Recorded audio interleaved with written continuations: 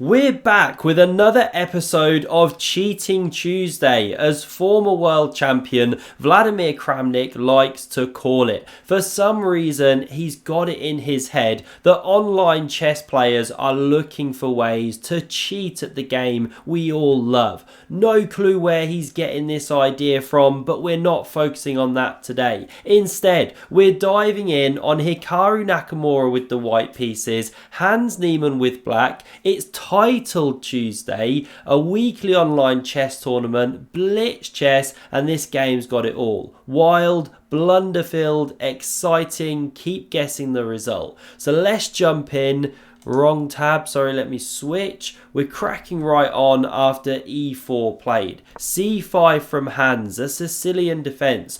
We get knight f3, d6, and this delayed c3 Sicilian, or Alpine variation as it's called. Knight f6 played, pawn attacked, defended, although you don't have to. There is a trap you can set. If black takes the pawn, then they lose a knight anyway. So bishop d7 covers the king here, castles, bishop c6, and we're in a variation that we've watched Kramnik play against Jospam, a man he's refused to play against, and guess what, by the way, more on that later in the video. You're gonna love it. I've got a drama update. So rook e1 covers the central pawn. Knight bd7, the bishop tucks back, preparing to unleash Deirdre the d-pawn, said no one ever. Pawn e6, and here comes Deirdre, charging down the board, Zimmer frame in hand. I am Jovanka Huska, who you may know from commentary, right? She likes to call her pawns by girls' names on the queen side and boys' names on the king side, apparently. I'll leave you to guess why she's split it in that manner. So bishop e7 played.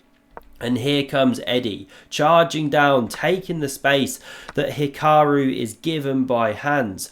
Knight d5, here a square is found by Hans, knight b to d2 and queen c7. Now the computer's screaming for knight c4 in this position. It wants to go charging into d6, give up a pawn, gain the bishop pair, get an attack. But okay, Hikaru goes his own way here. Game now equalised, slightly better for black when you're running with an engine. And after h5, Hans is looking to drum up a dangerous attack. You know, if knight g3, h4 comes. So Hikaru shuts that one down himself, but this is a double-edged move.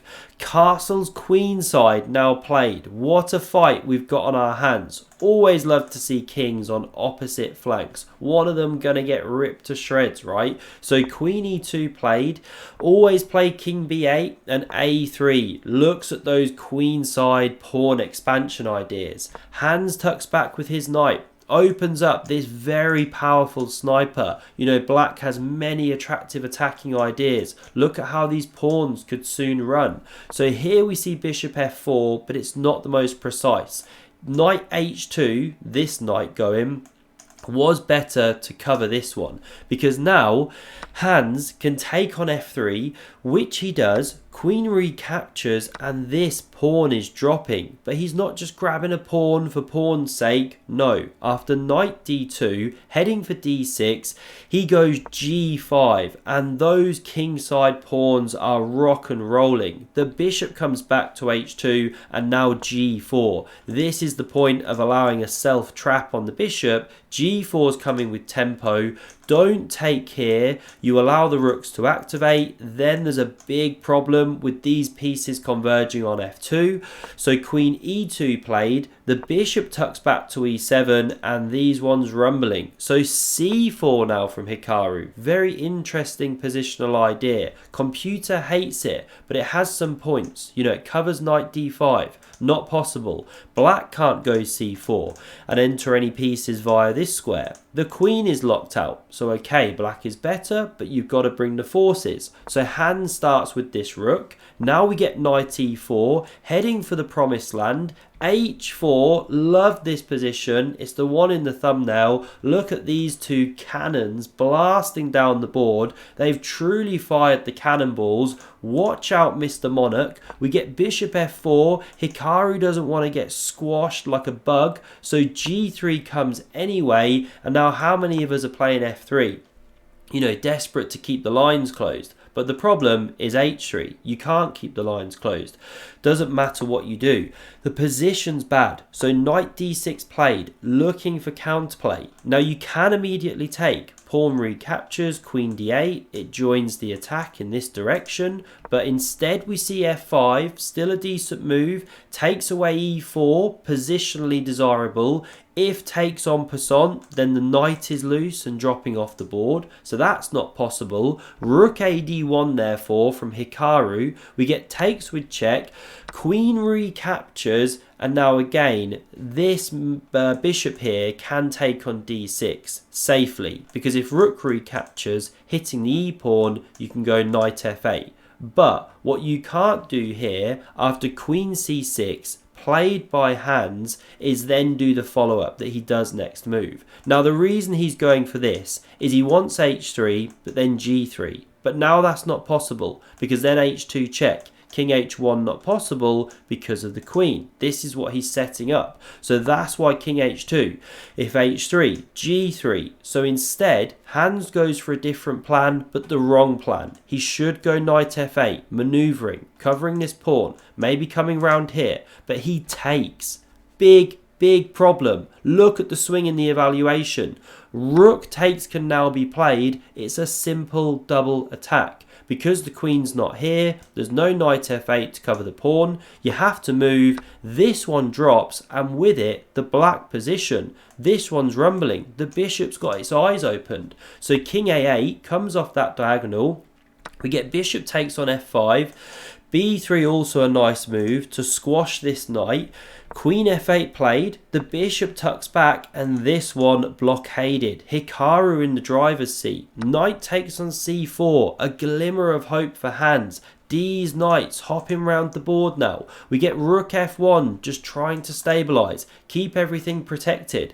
Queen g7 threatens mate if these ones ever go wandering. We get queen e2 now, knight hit, drops back to b6. Sorry, no it doesn't. The other one comes and supports, and now b3. Great attacking idea.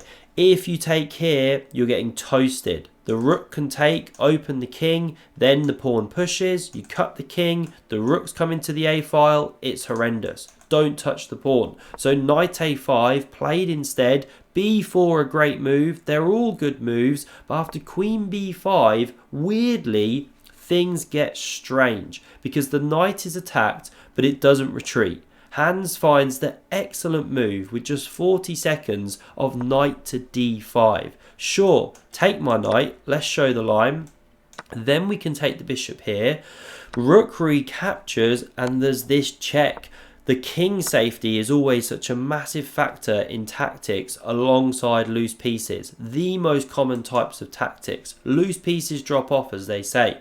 So king h1 played for that very reason. But it's not the most precise because Hans now has this difficult to spot move, a backwards retreating knight move, knight c7. Now even if he saw it, it was possibly missed the whole line because after takes, bishop takes, it looks like you just lost 2 minors for the rook. But the reason that that bishop can't take on e6 here is you get mated on g2. So coming back here, the bishop has to stay glued, and actually you've won an exchange, it's game on. Black is doing better here. So knight c7, a killer move, but missed. Rook f8 played, the bishop pressured, it now retreats to h2. We get knight c6 back, still the knight c7 idea was missed, and after rook takes on f8 check, rook recaptures, we now get queen takes on c5 here. The pieces are loose, rook f1 check played, this bishop drops back but sets up a battery. Big threat now to capture, open up the king. I mean, you wouldn't be mating because then the queen covers, but okay, there's huge attacking ideas. So knight c7 played, hits this rook over here. We see rook f6 now, not the most precise move. You can take here, smash open the king, very strong position. But rook f6 selected, Hikaru going for simplification because he's banking on his bishops on an open board here to really become dangerous and powerful. So Hans keeps the queens on. He doesn't want the endgame. We get b4, a6 now played, bishop g4, Hikaru bouncing around, lovely positional chess, knight d5, bishop f3, queen d8 covering the back rank, and after queen d2 hitting the knight, keeping the queen honest, this one now drops back to support the other, but queen d4, what a centralization. Pawn hit, mate threatened more importantly. King b8 therefore played. We get check. King c8 and now bishop h2. That is a lovely silent killer move. King d7 is best, just running, but then you drop this pawn. Does the knight drop? No, the queen would be covering, but it's horrible. So instead queen b6 played, looking for exchange, but Hikaru doesn't check first. He could do it, but instead he goes for this bishop check. King d8, the king cut to shreds, and after queen b8 check, we get resignation or lost on time, looks like, but it's game over. The king's got nowhere to go. You have to block, and it's just a mop-up job. 2 minor pieces ahead, it's game over. Hikaru gets the win done in a wild game. Now, the other piece I wanted to show you in this video. So Vladimir Kramnik got paired against Jose Martinez, aka Jospum, again. It's the 3rd time they've been paired in 3 Titled Tuesdays in a row. What happened in the game? Let's jump here. Sorry I just ruined it. So Jose goes e4, e6 from Kramnik, d4, resigns. Kramnik does not want to play Jospum. He followed through on his word, resigned the game. He is not happy with playing this guy online. Absolutely love it. Drama. Hope you enjoyed this video. Smash subscribe if you did. And for another epic game of chess, check out the video on screen. Thanks a lot for watching and see you soon.